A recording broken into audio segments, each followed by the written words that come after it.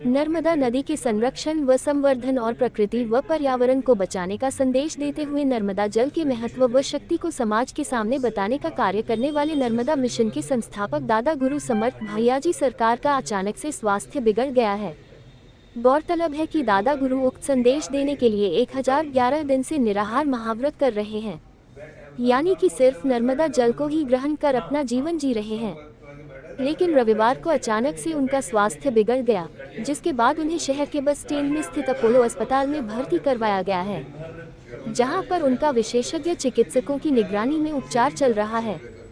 इस संबंध में बीमारावस्था में दादा गुरु भैयाजी सरकार से चर्चा की गई तो उन्होंने बताया कि वह अपने इस अखंड निराहार महाव्रत के माध्यम से देश, दुनिया व समाज को ये बताना चाहते हैं कि नर्मदा माँ जीवनदायिनी है। इसके जल के महत्व को सभी को जानना बहुत जरूरी है। जब नर्मदा जल के महत्व को समझा जाएगा, तभी नर्मदा नदी का संवर्धन व संरक्षण किया जा सकेगा।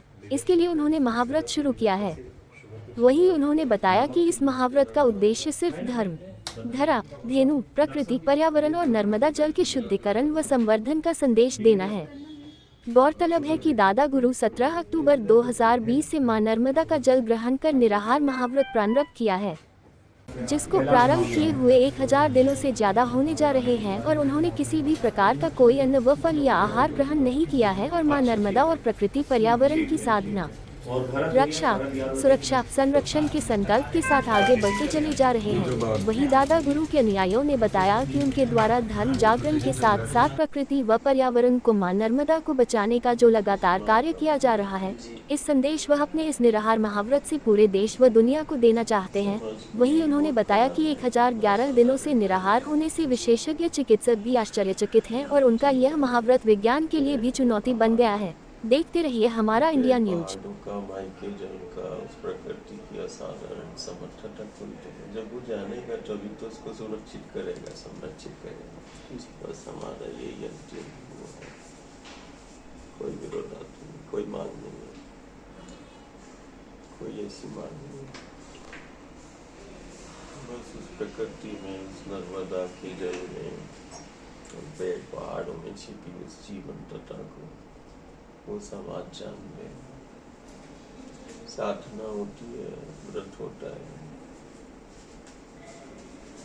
दशा में सुधार कर देंगे, उसका जीवन सबसे सुरक्षित कर देंगे। और कुछ नहीं, कोई मांग नहीं, कोई नहीं। हम खुश हैं, हम बहुत आनंदित हैं।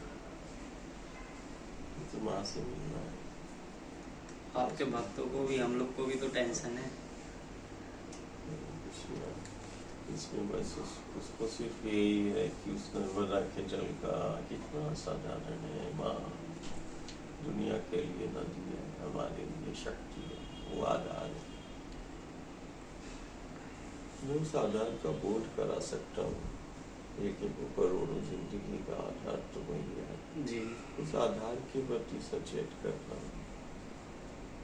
देश दुनिया में क्या आपदाएं आए जी, वो कल अपने इस नर्मदा खंड में ना आए। उसको दायित्व का बोध हो जाए, कर्तव्य पालन सुचारू रूप से सब बना हुआ है, बस क्रियान्वयन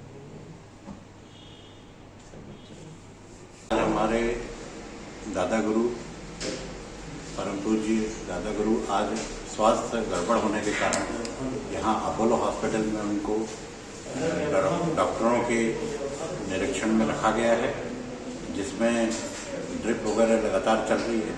क्योंकि दादा गुरु पिछले 1010 दिन से निराहार हैं, कोई अन्न, कोई फलाहार नहीं ले रहे हैं, केवल नर्मदा जल पर, जिसमें उनने अखंड निराहार परिक्रमा, नर्मदा जी की परिक्रमा भी की थी। और परिक्रमा करते हुए आज उनका थोड़ा स्वास्थ्य गड़बड़ हुआ। स्वास्थ्य गड़बड़ होने के कारण यहाँ पे अपोलो हॉस्पिटल हम लोग चेकअप के लिए लाए थे, यहाँ एडमिट कर दिया। क्योंकि अन्न नहीं ले रहे हैं तो पेट में गड़बड़ी होने के कारण जो अल्सर घाव जो अंदर हो रहे हैं उसकी जांच के लिए यहाँ पे हम लोग आए हुए हैं। और नर्मदा जी के जो जल की शक्ति है वो दादा गुरु बताना चाह रहे हैं कि केवल जल पर रहते हुए आज 1010 दिन हो गए हैं और इसमें इतनी शक्ति है कि केवल जल ही शरीर को क्षय नहीं होने देगी अगर भाव और उसके साथ रहे। और हमें नर्मदा जल को रोकना है, जो उसका बिगड़ रहा है, धार जो बिगड़ रही है उसको हमको रोकना है। और इसके लिए हम उन लोगों को अधिक से अधिक वृक्षारोपण और प्रकृति को हम वापस वैसे ही भाव में लाना पड़ेगा, क्योंकि ये ग्लेशियर से नहीं निकलती हैं, केवल वृक्षों की जड़ से जल निकला है, उसको हमको रोकना है और संरक्षित और संवर्धित करना है। मैं विशाल तिवारी, नर्मदा मिशन।